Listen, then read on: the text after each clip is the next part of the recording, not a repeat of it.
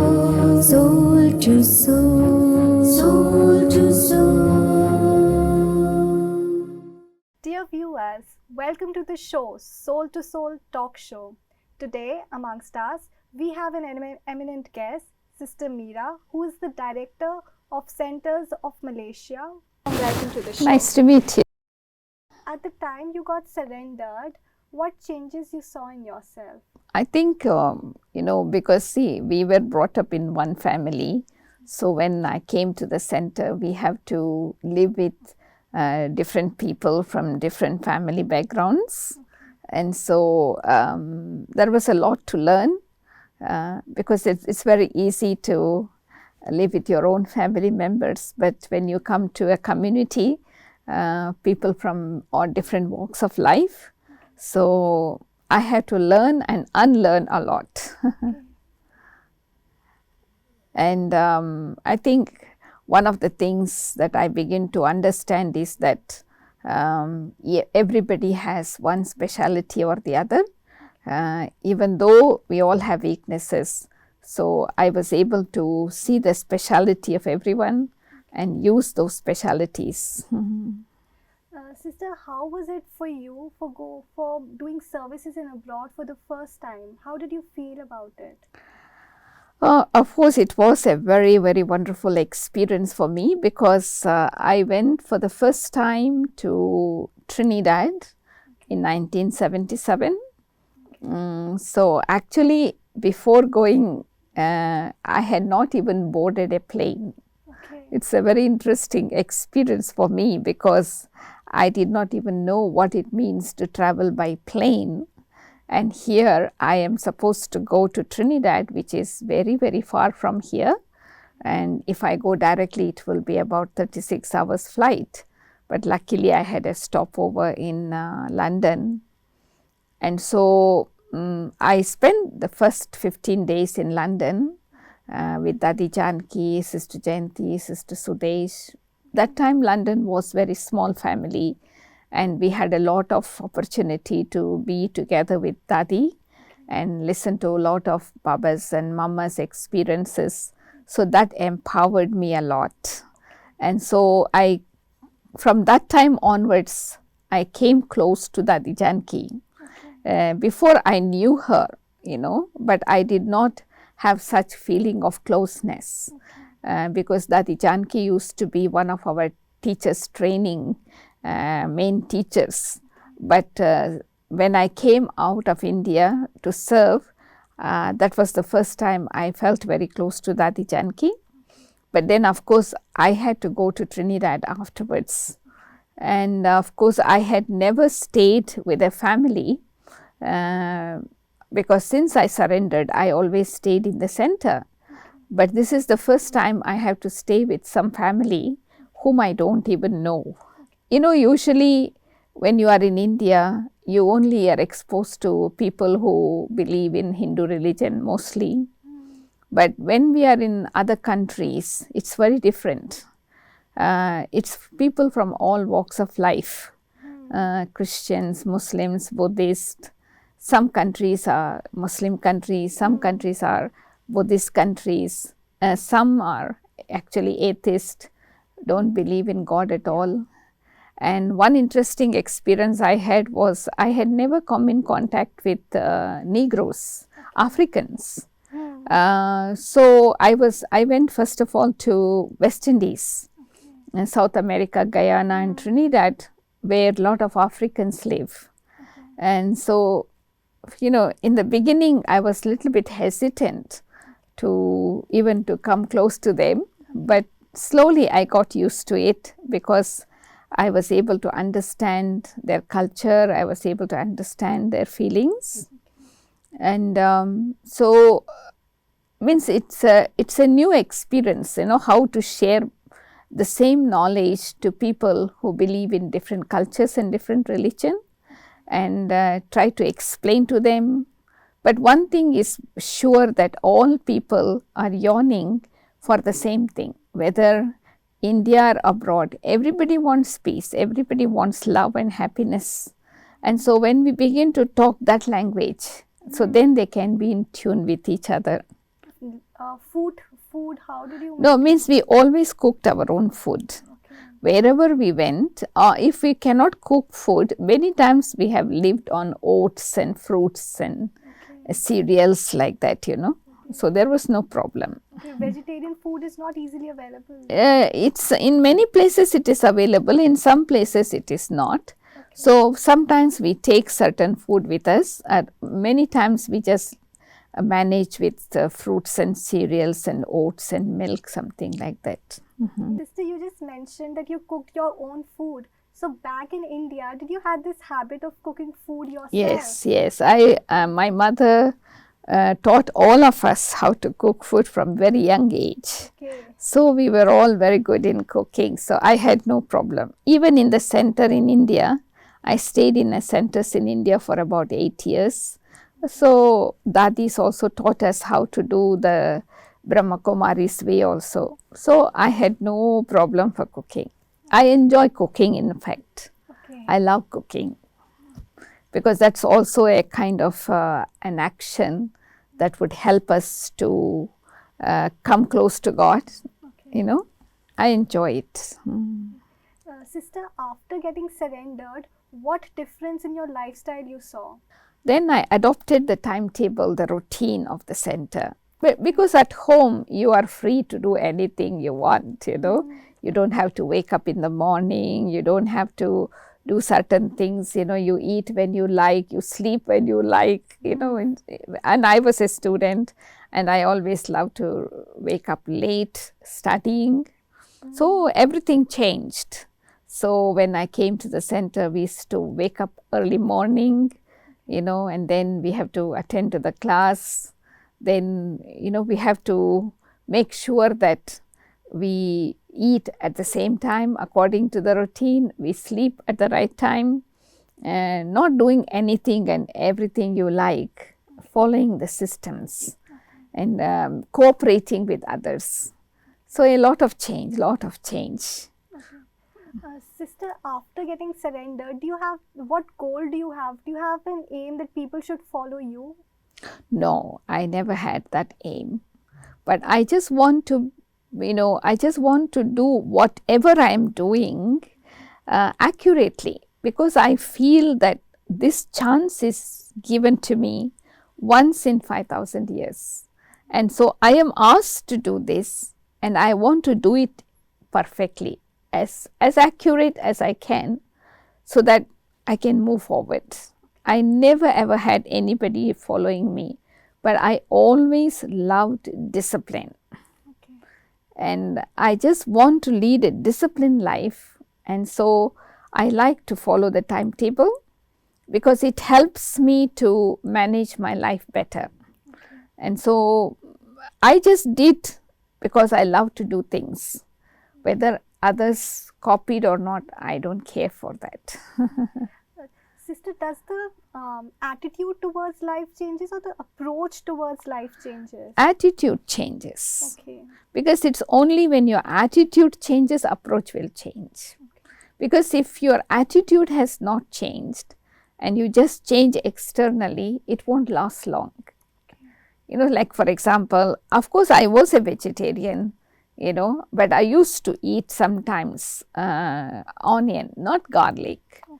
But then after coming to the center, living the life of a BK, I realized it is not necessary. Okay.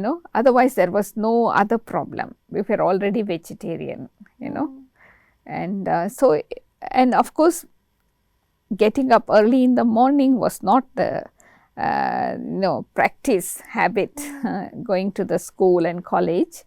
But I loved, because two things I loved in this life is waking up early, meditating, and secondly, listening to the versions of God. Okay. So these are my two favorite things, and I always look forward every day for that, because that actually empowers me for the day. Sister, it is believed that people, when they get surrendered, they get more self-centered. Is it true? I don't think so. Okay. Yeah, means surrender means it's not just body, It surrender means your mind, your intellect, your heart, everything for God. So, whatever you are doing, you're doing dedicating it to God. And you are not doing anything for the sake of show. You are not doing anything for selfish motive, because you just do it because you love doing it. You feel you are a fortunate person, you have been given this opportunity, and so you enjoy doing it. I don't think, there is a feeling of self-centered. Do you think, is it necessary for everyone to surrender their life and take up spirituality in their life, or they can be a part of spirituality in like staying home and being part of Yes, the spirituality? Raj Yoga is for that actually. We have, for example, at present 900,000 students. Majority of them live in their family life. They are family people, they are students, they are householders.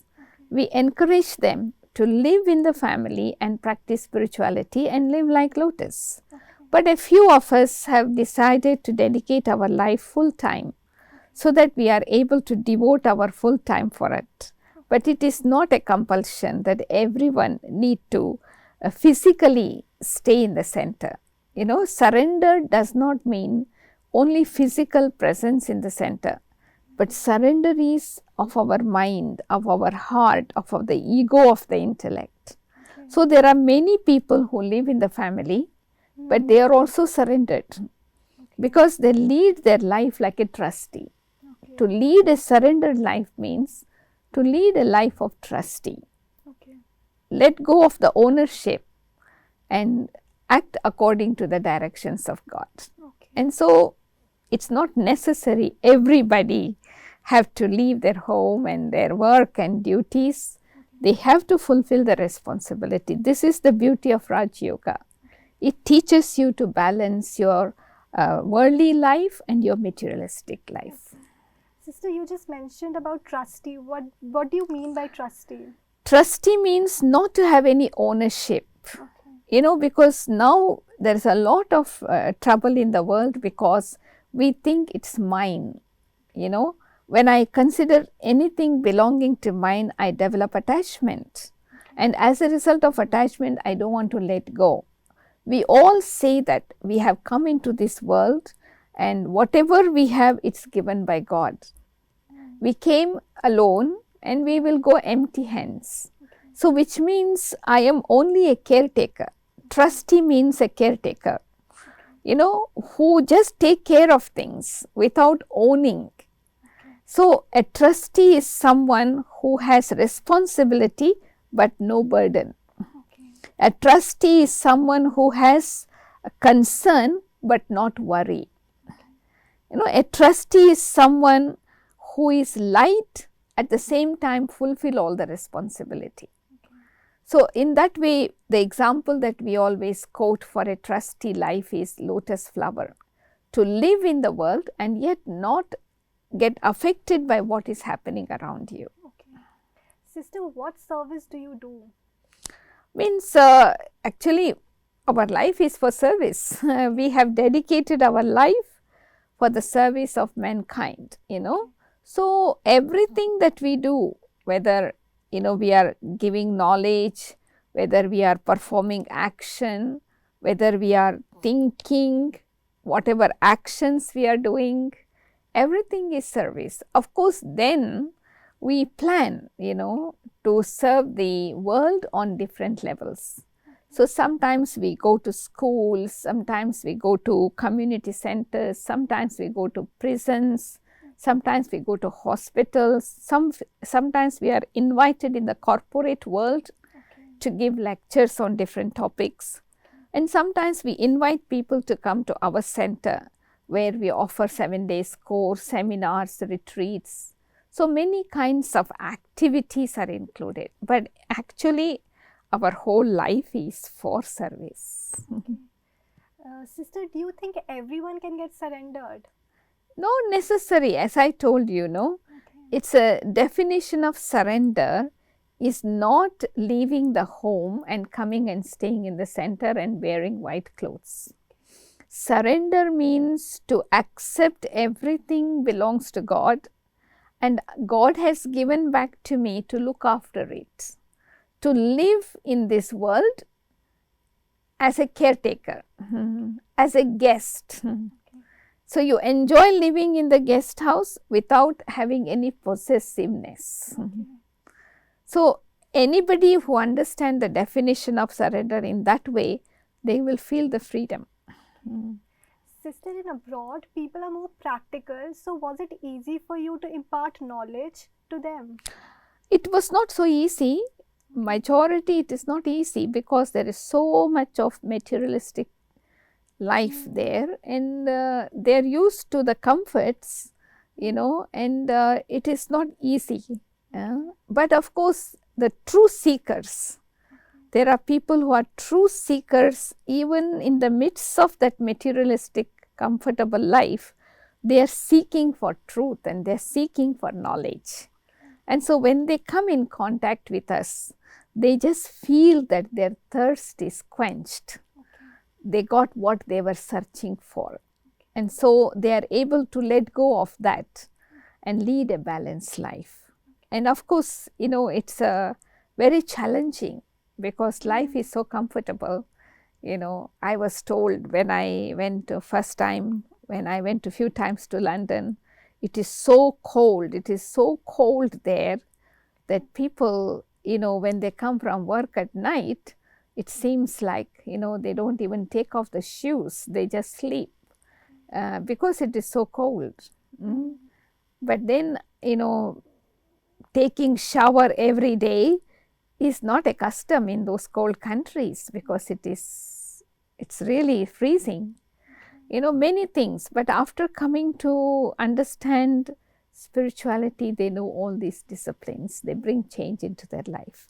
So our approach of sharing this knowledge to different cultures, we make it a little bit different so that they can accept what we say. Sister, there are people who does not believe in God.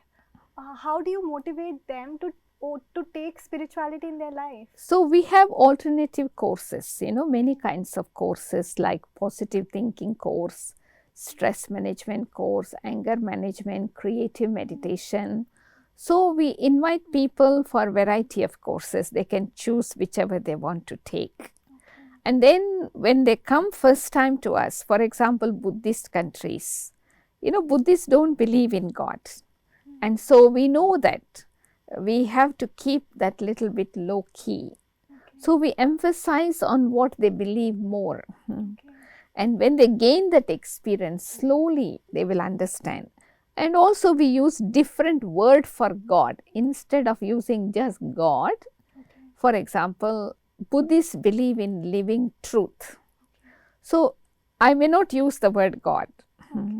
So I will use, because I know they know this language, so I use the word living truth. So for example, Muslims, they already believe in Allah. They know God already. And they also believe in light. So what we need to tell them more is about the soul. Because when I used to talk to some Muslims, in countries, when we talk to them about soul, that is a new knowledge for them. Because they have never understood that. So we have to see the pulse of the souls and share the wisdom accordingly. So I have learned a lot. Some of your good memories of your spiritual journey. I think one of my memorable experiences was meeting with Prajapita Brahma when I was only, very new in knowledge. I was about 19 years, 19 plus when I came. So it was like a rich experience for me, even though I did not have so much of understanding, but that powerful vibrations, the empowerment of the atmosphere was very good. And of course, when I came to knowledge, I stayed with dadis, particularly one dadi who has a lot of love for God. And so the way she was sharing her experiences in the yagya when they came to Baba for 14 years, and how Baba used to look after them, what are the things Baba taught them. So it was like so much of love, you know, I can still remember. So she made us feel as if we have also gone through that experience. And of course, when I went abroad, you know, I was able to learn to have a lot of courage, because we have to be on our own and we have to really make connection with God, so that our line of intellect is always clear, so we get the right intuition to perform actions. So because well we are in India, when something happens, we just go to our seniors and tell them and they will give solution. But when we are in those countries, we are on our own, and so we have to make connection with God so clearly so that we get that intuition. And also I think because we are put in areas of challenge, you know, so how to keep the mind always stable and balanced at all times. So that was another experience. Sister, while meditating, did you ever had any exceptional experience? Not really, in the sense, means I am not a trance messenger. Okay. I don't go in trance, but I have some deep experiences of, you know, in meditation, of meeting God and having spiritual conversation. So I feel like, you know, it's like living with God. No experience is like that, living with God. Sister, you just mentioned about the experience you had with God. Can you just share one of them? No, it's like, you know, when we say God is my father, God is my mother. So what is the meaning of mother? Mother means merciful love, caring, accepting, forgiving, you know. So I have practically felt how God as a mother cares for you, you know, how God as a mother accepts you and forgives you for whatever you are. And also the experience of being in God's company, companion. So that's why I have never felt alone, you know. I always felt that we are together. So I have been to such places, you know, where people sometimes hesitate to go, but because I have that practical feeling, is I am not alone. I am always in the company of God, so I feel protected, you know, and I get the right intuition to do the right thing at the right time. Thank you so much, sister, for being with us. It was a pleasure having you amongst us.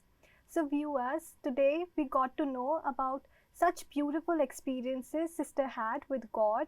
She actually felt God as her protector. We'll continue this journey in the next episode. Till then, have a nice day ahead.